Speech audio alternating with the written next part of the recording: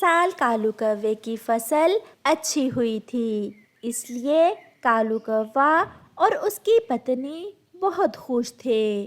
कालू, अब ये सारी फसल सस्ते दामों ही ना बेच देना, हम अपनी फसल घर ले जाकर रख लेते हैं और जब जंगल में अनाज की कमी होगी तो फिर हम ये अपनी फसल महंगे दामों बेचेंगे।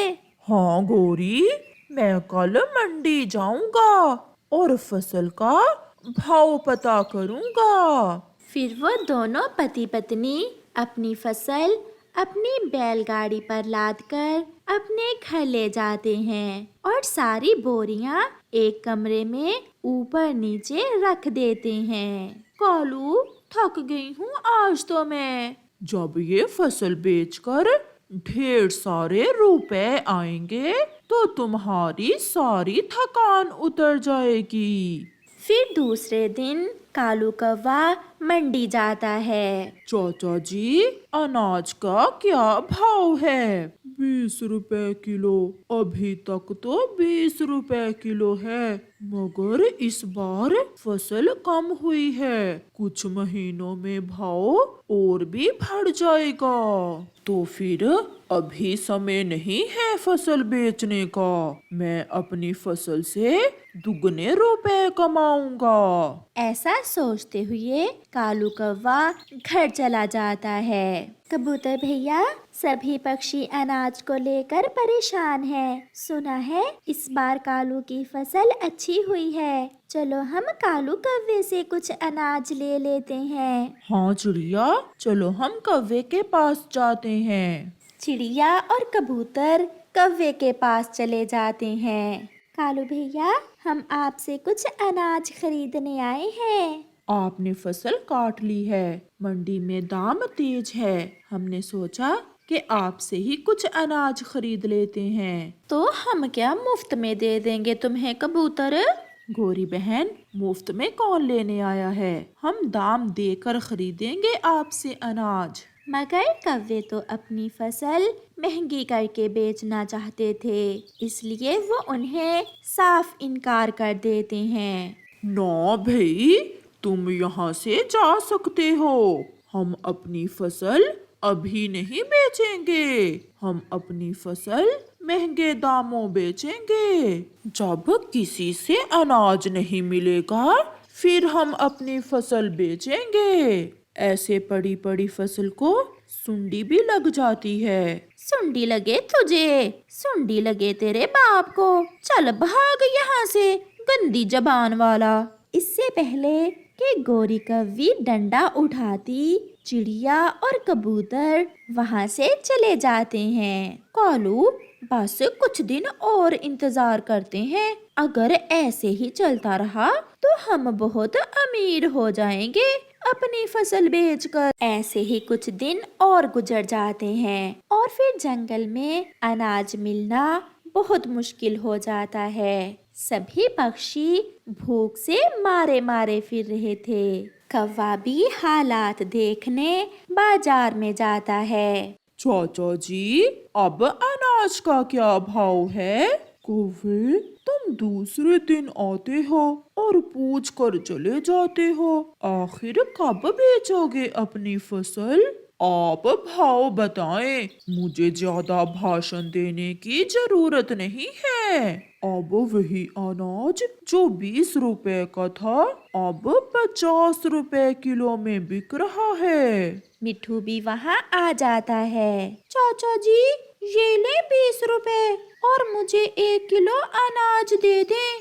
मिठू, 20 वाली बात तो अब पुरानी हो गई है, अब तो अनाज का भाव 50 रुपए किलो है।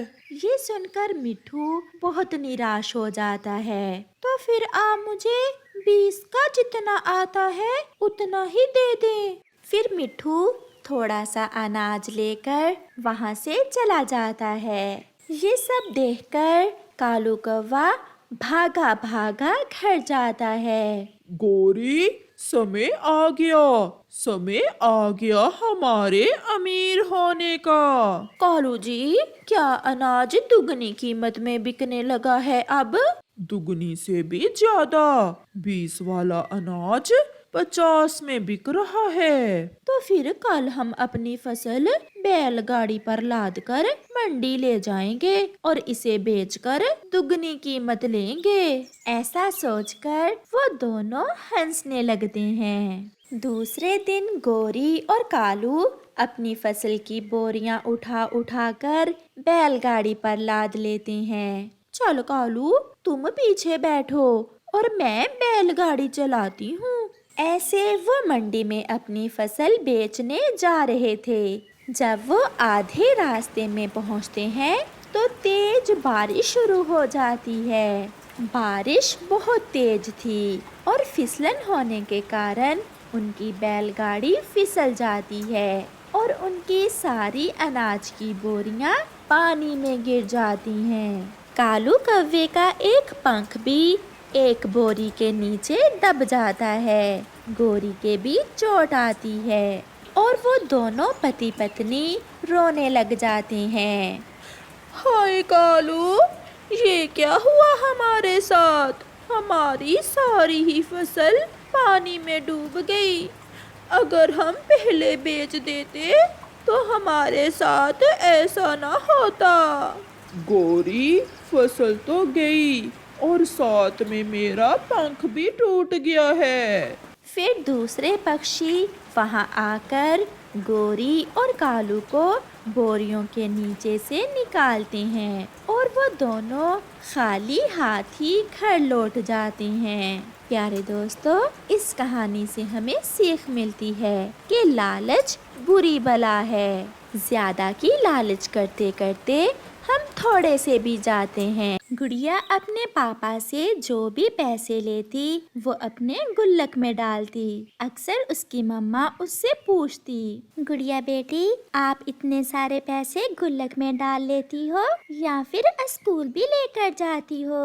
मम्मा, सच बताऊं, पापा जो पैसे मुझे स्कूल लेकर जाने के लिए देते हैं, मैं उनमें से आधे खर्च कर लेती हूँ और आधे अपने गुल्लक में डाल लेती हूँ, क्योंकि मैंने पैसे जमा करके अपने लिए बड़ी वाली गुड़िया लेनी है। पापा चिड़िया भी काम से आ जाते हैं। गुड़िया गुड़िया लेकर क्या करेगी? हमारी बेटी तो खुद एक गुड़िया है।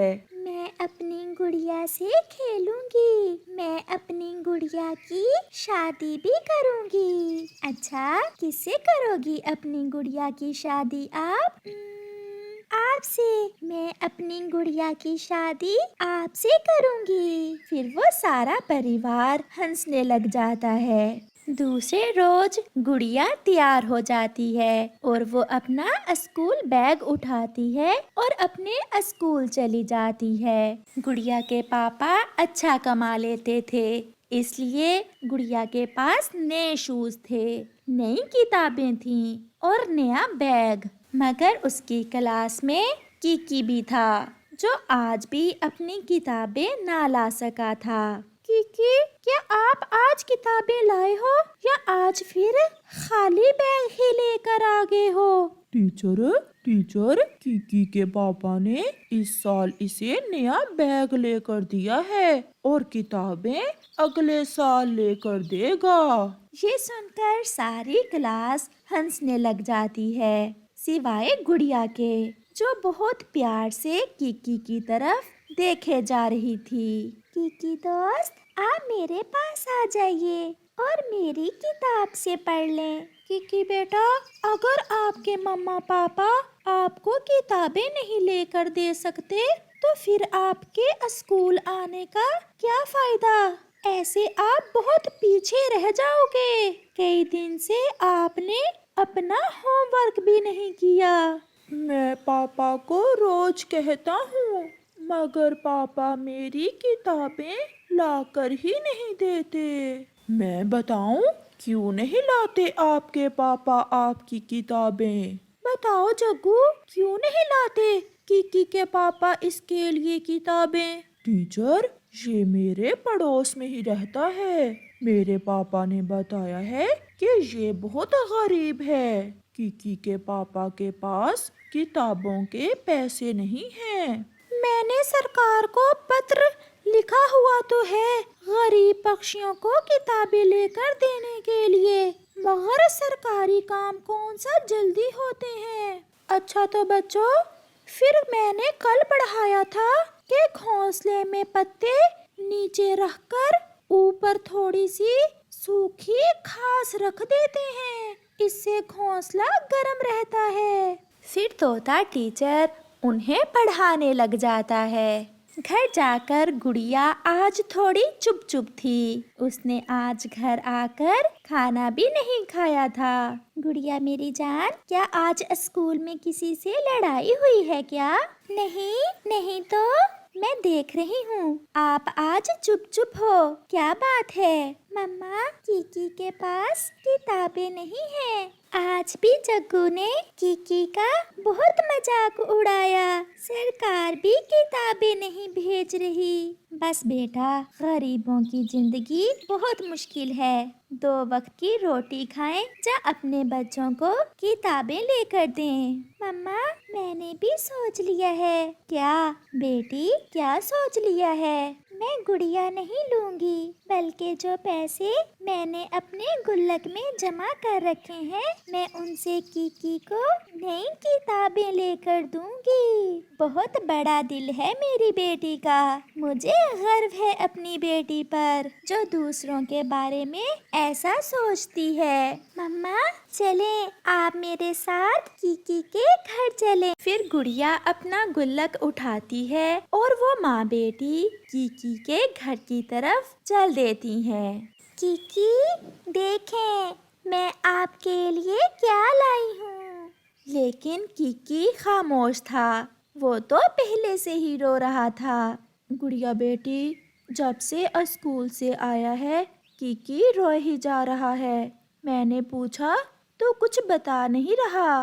कहता है कि मैं आपको परेशान नहीं करना चाहता। कीकी मेरे दोस्त, ये लो मेरा गुल्लक। इसमें इतने पैसे हैं कि मेरा दोस्त अपनी किताबें ले सके। ये सुनकर कीकी गुड़िया की तरफ देखने लग जाता है। ये पैसे तो आपने गुड़िया लेने के लिए जमा कर रखे हैं, मैं ये पैसे नहीं लूँगा। मैं गुड़िया फिर कभी ले लूँगी, मगर आपको किताबों की अब ज़रूरत है। मम्मा कबूतरी और मम्मा चिड़िया बैठी अपने बच्चों की बातें सुन रही थी और उनकी आंखों में आंसू भी थे। अब ले भी लो दोस्त, अगर आपने ये पैसे ना लिए तो मैं आपसे नाराज हो जाऊंगी। फिर कीकी गुड़िया का गुल्लक ले लेता है।